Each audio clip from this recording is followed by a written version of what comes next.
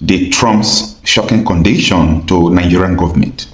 Since the Nigerian government up to this period have not even briefed the citizens, their mission to US led by the National Security Advisor, they met the Secretary of the Department of War.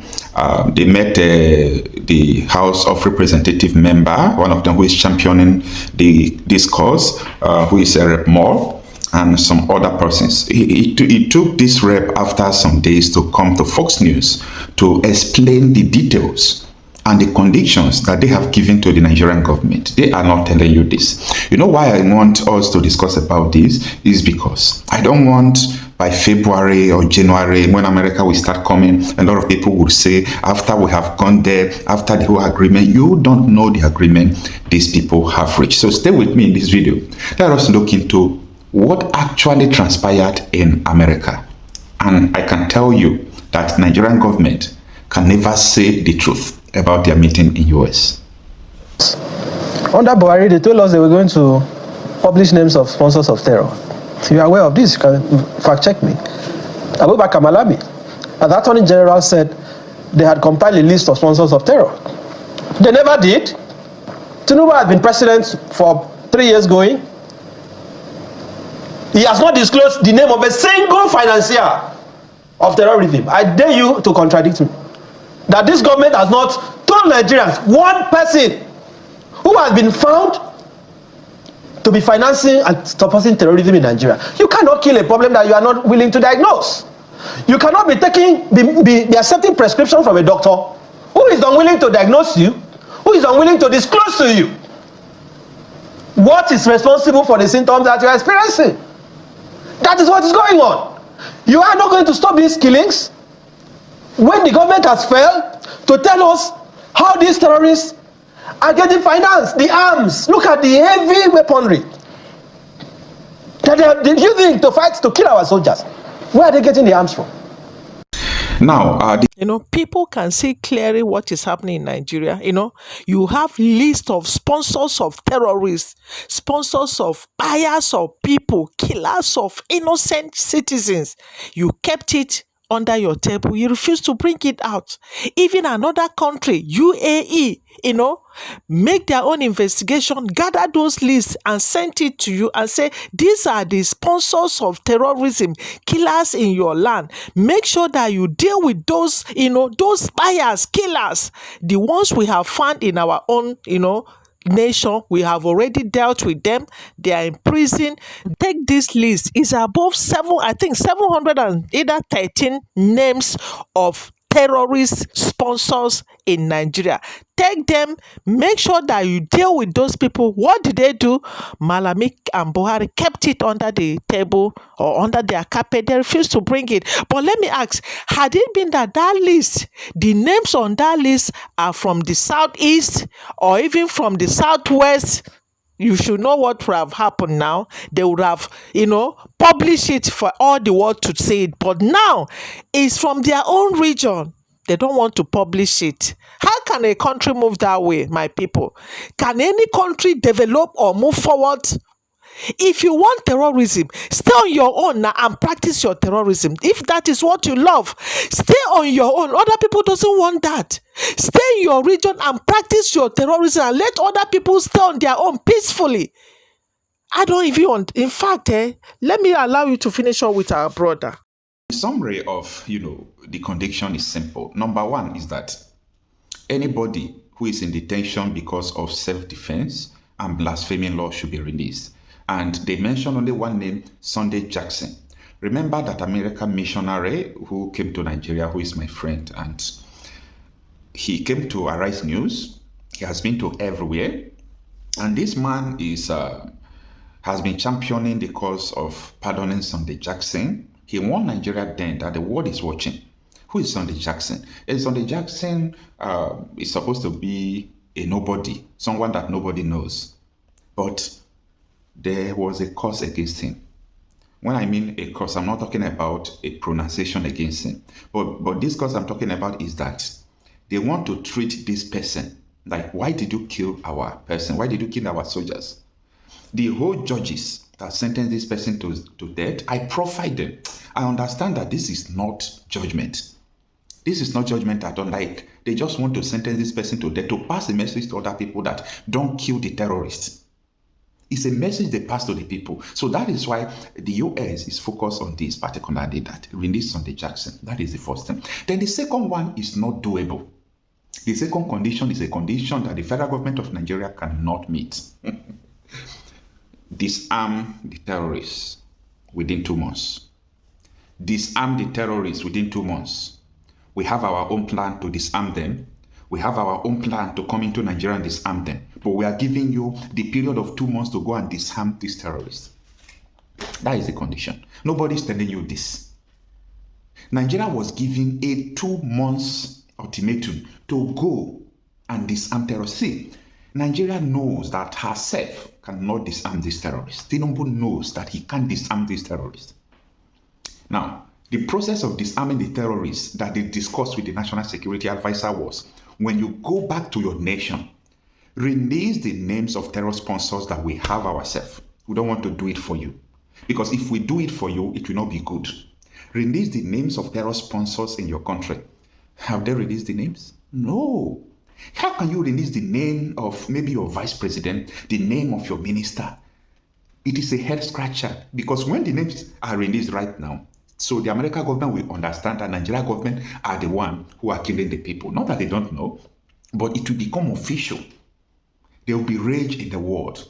So the first thing they told them, when you go back, release Sunday Jackson, and also release the names of people who are sponsoring the terrorists, so that you will be able to disarm the Fulani militia and all these Boko Harams. So if you can disarm them within 2 months, America can now come and cooperate with you. Are you seeing the condition? America can now come and cooperate with you. Not America will step back. They will now come and cooperate. But if you are unable to disarm these people within 2 months, then we are going to come and disarm them. This is a situation that nobody is telling you. This is the condition nobody is telling you. Now, based on this condition that is given to Nigerian government, do you think that they will do it? As for releasing of Sunday Jackson, of course, I know they will do that. That one is an easy thing to do. But this one of disarming their bandits, whatever, and releasing that list, that terrorist sponsors, I don't think so.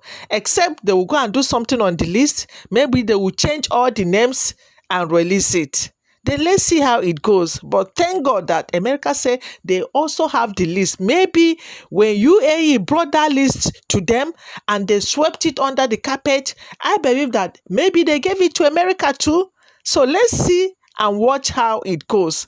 You catch a Boko Haram, a terrorist, you kept the person, pampering the person, telling the person that is in fact, the terrorist is even the one giving you condition for peace. But when you catch ordinary criminal in another region, either you buy the person or you put the person in prison. Can such a country move forward, I ask? This is why value system is, the most important ingredient that makes up a nation. If you say that your value system is terrorism, so be it. Stay in your region or stay in your own nation and practice your terror. Not you impose it on other people. You impose your terrorism on other people, that whether they like it or not, all of you must stay together as one. You love buying people, I hate it. You love terrorism, I hate it. And you want us to be together? Where is it done? Anyway, let me allow you to finish up with our brother Marcelo Kocha on the NSA going to the America and what they signed and what they did not sign. If Nigeria is fair enough, you see, Nuhu Ribadu signed some pages of documents. Yes, he signed some pages of document in 3 files. They ought to make the documents public to the people. But they won't do that. Nigeria is surrounded. Everyone is surrounded. These people are ready for war. I hear so many people saying the statement of Donald Trump made the terrorists to, increase. Are you people kidding me? Those who have been following me, they will not go into that trap, because I said that this thing will increase by 2026. There will be full-scale war. Donald Trump have not made that statement though. When I told you. Because I know their plans. I know what they are talking. Sometimes we see what they post on Telegram. Sometimes we follow these terrorists. We monitor them. We track them. So these people have prepared for full-scale war before America speak. America, they are aware of what is going on that you don't know. America have data that you don't have. The truth is this. There is nothing that will stop US intervention. Save this video. I want you to save this video. Yes, it might take time because of the processes they are going through. But Tinubu don't have the capacity to disarm these terrorists. On more issue, terrifying the people is what Inebia Fiong spoke yesterday. In fact, he spoke my mind yesterday on Channels Television. Take a listen. Please, before we listen to our dear lawyer, watch this first. Welcome to the War Department. Because the era of the Department of Defense is over. You see, the motto of my first platoon was those who long for peace must prepare for war. The origin dates to the 4th century Rome and has been repeated ever since, including by our first commander-in-chief, George Washington, the first leader of the War Department. It captures a simple yet profound truth. To ensure peace, we must prepare for war. From this moment forward, the only mission of the newly restored Department of War is this: warfighting. Preparing for war and preparing to win. Unrelenting and uncompromising in that pursuit. Not because we want war. No one here wants war. But it's because we love peace. We love peace for our fellow citizens. They deserve peace, and they rightfully expect us to deliver it. Our number one job, of course, is to be strong so that we can prevent war in the first place. The president talks about it all the time. It's called peace through strength. And as history teaches us, the only people who actually deserve peace are those who are willing to wage war to defend it. That's why pacifism is so naive and dangerous. It ignores human nature and it ignores human history. Either you protect your people and your sovereignty, or you will be subservient to something or someone. It's a truth as old as time. And since waging war is so costly in blood and treasure, we owe our republic a military that will win any war we choose, or any war that is thrust upon us. Should our enemies choose foolishly to challenge us, they will be crushed by the violence, precision, and ferocity of the War Department. In other words, to our enemies, F-A-F-O. If necessary, our troops can translate that for you. Another way to put it is peace through strength, brought to you by the warrior ethos.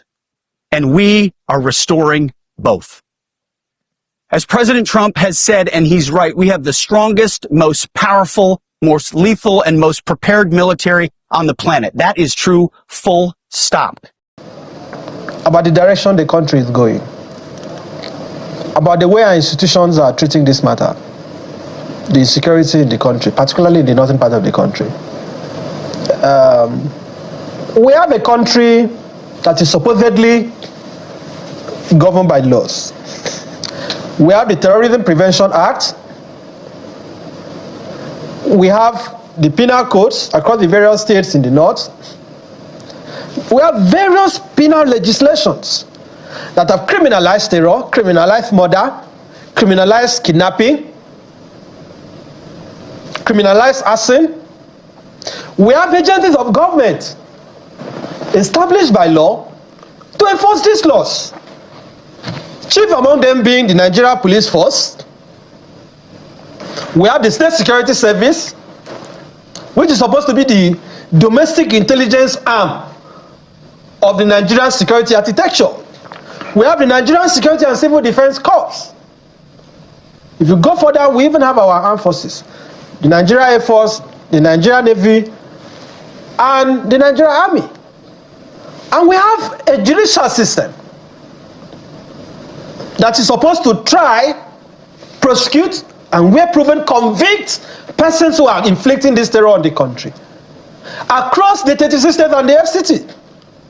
We have high courts, state high courts. In Abuja, the FCT high courts. We have federal high courts with divisions spread across almost all the states in Nigeria. These courts have jurisdiction to try and prosecute terrorists.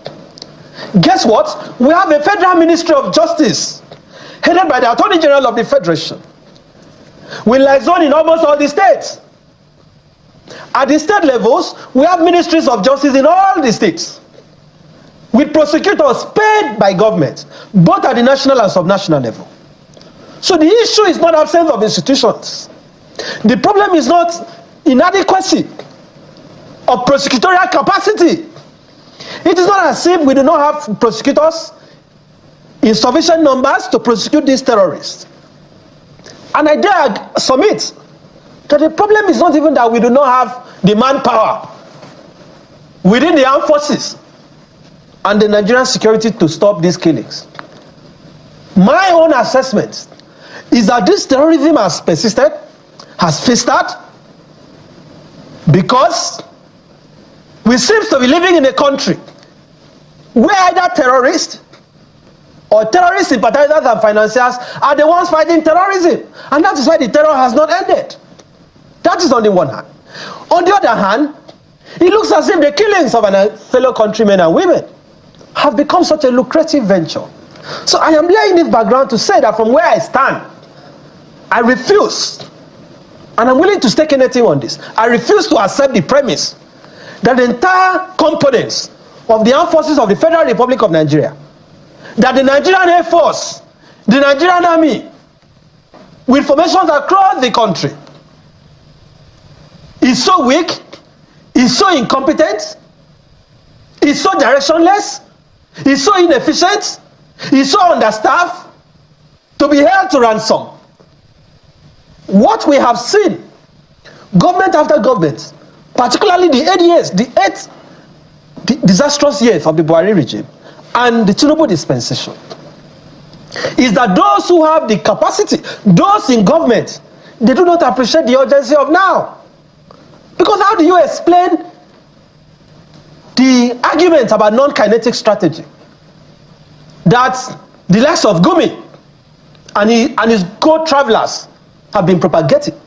That, oh, the solution does not lie in bombing and killing them. He says Southern Kaduna has produced that result. How? That is his template. What is the result that we have seen? What is the result?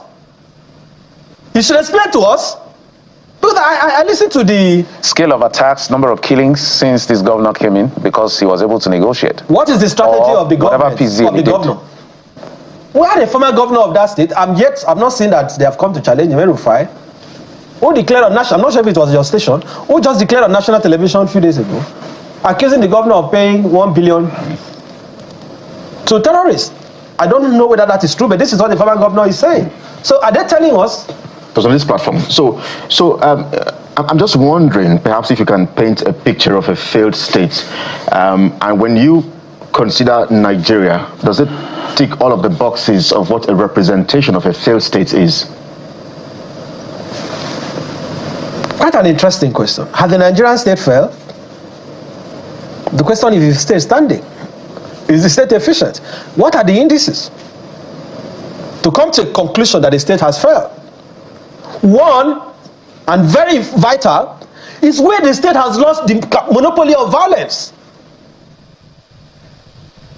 The capacity to deploy force as an instrument for ensuring social cohesion. The Nigerian state has lost that. The second is where institutions are not working. I just laid a foundation of all the institutions that exist under our laws to address this mayhem. These institutions have failed. So where is the capacity of the Nigerian state for anybody to pretend, if at a minimum we do not want to agree that the state has failed, we should be able to agree that the Nigerian state is failing, and is failing at an accelerated rate. Because today you have a commander-in-chief that is not even commanding Boy Scouts. You have a commander-in-chief whose words, whose orders are almost meaningless. Would that be fair assessment of his role? It is fair. The president is doing what he can do. What is he doing? He's welcoming the campees. He's celebrating governors who are transiting from PDP, from Labour Party, governors and lawmakers to the APC. That is what excites him. I have not seen that passion by this president to stop the killings.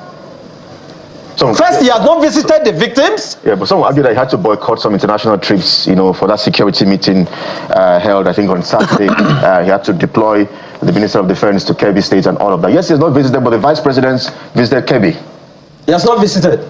But the Vice President was the Vice President, the Commander-in-Chief. And when the Vice President went to Kebbi, what have they achieved? What have they achieved? Yesterday, announcement was made that yesterday or 2 days ago, that this same president has ordered that policemen will be withdrawn from all VIPs in Nigeria so that policemen can be redirected to fight actual security. As I was on your way to the station, I cannot count the number of convoys that I've seen policemen in their numbers accompanying VIPs. You have a president whose words are meaningless. They are deceiving us. This president, Bola Ahmed Tinubu, has no interest in stopping these killings. That is my assessment. I will never accept that the Nigerian government does not have the capacity to stop these things. Because how many are they? Members of Boko Haram, members of ISWAP, and the so-called bandits who are actually terrorists. How many are there? When you talk about the urgency of now and the ability of the states to come strong, what exactly are you saying? Because everybody seems to say wants something drastic to happen, but I don't think I've heard anybody say what that thing is. What is that thing you expect to happen? They are not going to solve this problem. Well, history will vindicate the just, like I always say. But I don't see these killings. I don't see these endless, abominable atrocities being put to an end by the government going on its knees to bow before the terrorists. The reason I'm asking that question, because you're a lawyer, and that's why we're bringing the legal angle. We haven't seen the much we can see in terms. Nnamdi Kanu was convicted and sentenced to life imprisonment on the 7-count charge.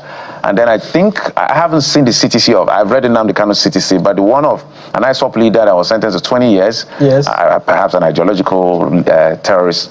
I haven't seen the CTC, so I don't know which count gave him 20 years, because we know what the law says at the end of the day. Is there also a failure in prosecution successfully of terrorists to be able to deter them from being able to do what they do? Is that part of the failure? Of course. Under Buhari, they told us they were going to publish names of sponsors of terror. If you are aware of this, you can fact check me. Abubakar Malami, the Attorney General, said they had compiled a list of sponsors of terror. They never did. Tinubu has been president for 3 years going. He has not disclosed the name of a single financier of terrorism. I dare you to contradict me. That this government has not told Nigerians one person who has been found to be financing and supporting terrorism in Nigeria. You cannot kill a problem that you are not willing to diagnose. You cannot be accepting prescription from a doctor who is unwilling to diagnose you, who is unwilling to disclose to you what is responsible for the symptoms that you are experiencing. That is what is going on. You are not going to stop these killings when the government has failed to tell us how these terrorists are getting financed, the arms. Look at the heavy weaponry that they are using to fight, to kill our soldiers. Where are they getting the arms from? It is either it comes in from the sea, from the air, or from land borders. The reason my question actually is, what in the law can we do to strengthen national security? Because you're a lawyer, so you need to give us that solution. It is not paucity of laws. I want to be understood. I laid a foundation, intentionally so. Nigeria has avalanche, plethora of legislations. Nigeria has institutions to implement these laws. What is lacking is the political will. The political will. Look at what Saudi Arabia did with terrorists. I am telling you this morning that 3 years going, President Bola Ahmed Tinubu administration is unable to disclose to Nigerians a single person that is financing terrorism in our country. That is the beginning. The Ministry of Justice has not even come out plain to disclose to us the information at their disposal. Because if you are going to stop the problem, you must be willing to implement the law. In the case of Nnamdi Kanu, who has now been convicted and sentenced to life imprisonment, we had agents of the State Security Service going to give evidence against him. even though in camera, that is in secret. And then they said, oh, this is what he had done. Now he has been convicted. I hear he's in Sokoto Custodial Center. Some form of judicial process, defendants of which some people have subjected to debate. But I'm saying, how come that when it comes to the terrorists or not, we only hear few cases? And why is the government unwilling to arrest them? Are you saying that? I listened to Bayo Nanuga on a sister station barely 24 hours ago, less than 24 hours ago, explaining how the kidnapped victims in Eruku in Kwara State were rescued. You know what he said? He said the military and the state security service were in contact with them, that they called them and asked them to release the victims. Are we stupid in Nigeria? I don't understand. That is, he's claiming, I just watched the clip before I came on here, that the Nigerian military and the SSS, I mean the video is right online, I just watched it, called the terrorists and told them, release them, or let my people go. That if they did not do so, they would have known the repercussion. What does that tell you? It substantiates my position. That look, this government knows who the killers are. He said they know where they are, their coordinates. Are you saying that the SSS, that is so quick, that is so excited to locate people that are using accounts with not their, with their real identity, to track them, pick them up for criticizing government, like the man that they accused of calling for a coup? They were able to track him, locate him. Yet, terrorists that are slaughtering people, slitting their throats, they have TikTok accounts. They are competing with us on TikTok. Right. Yes, I mean, and the SSS is not able to track them. Yeah. It's unable to. I reject this premise. Yeah. I completely reject this premise as false. I saw one of those videos as well, early hours of this morning, where terrorists on TikTok was boasting. So, is there something faulty about the system of governments that we practice? Because you have said it's the political will. But basic knowledge about the systems of government is that we have three arms. Yes. The executive, the legislative, and the judiciary. But now it looks as if this system that we practice, the legislative and the judiciary, which you represent, you Yes. are under the executive. In fact, you are at the mercies of those in the other arm, which you're supposed to be at par with. And that's why we see perhaps some of us fall to these issues of governors buying houses or building houses for judges, buying cars for judges, because it looks like in the end, Yes. they are all, you judges, or well, judges, as they say, eventually do not have a say. So is there something faulty as well about this system of government that we practice? Before you indict judges for having a hand in the terrorism in Nigeria, the question is, how many cases have even been taken to courts? How many trials are going on? You see, I want us to have clarity of thought on this issue. Yes, the judiciary has a role to play. But the judiciary, the justice system is not a self-activating institution. Judges are not on their own going to prefer charges and issue summons on the government to bring the terrorists for trial. The charges have to be filed, and then the cases are assigned. The cases that are in court, the very few that they are willing, that they are even pretended or shown interest to take to court, trials are going on. Whether those trials are handled expeditiously enough is a different thing. But I'm saying that today, if we are going to blame the judiciary, I don't think it's the bench. Maybe it's the Ministry of Justice. And don't forget that it is not only the federal government that can address this issue. Because let us also be sincere. At the state levels, murder is a state offense in Nigeria. Essentially. Kidnapping is also a state offense, except where the culprits are being tried under the Terrorism Prevention Act. In Kebbi State, has the Kebbi State government shown interest to prosecute? What are they doing? What they are doing is that they are dining with them. We see officials of state government at the subnational level holding meetings with these insurgents. It beats my imagination that in a country like the politician from Plateau said, in a country that General Uba was killed, you saw how they executed him. A general. What does that speak to the morale of the men on the battlefield? It is reported that they even took his phone and ridiculed him. Do you know the amount of intelligence that is lost by that singular act of breach to national security? Yet, this non-kinetic nonsense they are telling us, I don't believe is efficient. Because when you arrest them when they strike in Borno, kidnap school children, and you go and pay them, because what is the non-kinetic? They now realize that, look, why can't they go to Kwara? You go to Kwara to rescue them, pay them ransom. Why can't they go to Kaduna? It has become an endless cycle. And what is the agitation about? All right. If they're saying that, like, the mischief makers like Gumi are suggesting or insinuating, that the problem is that the terrorists have not been catered for, they have been abandoned. I beg your pardon. I beg your pardon. In my village, in my community, there are people that cannot afford 3 square meal or even a square meal. Even in the natural delta that is so rich, there are communities that are not vulnerable. So the problem of underdevelopment is a national problem.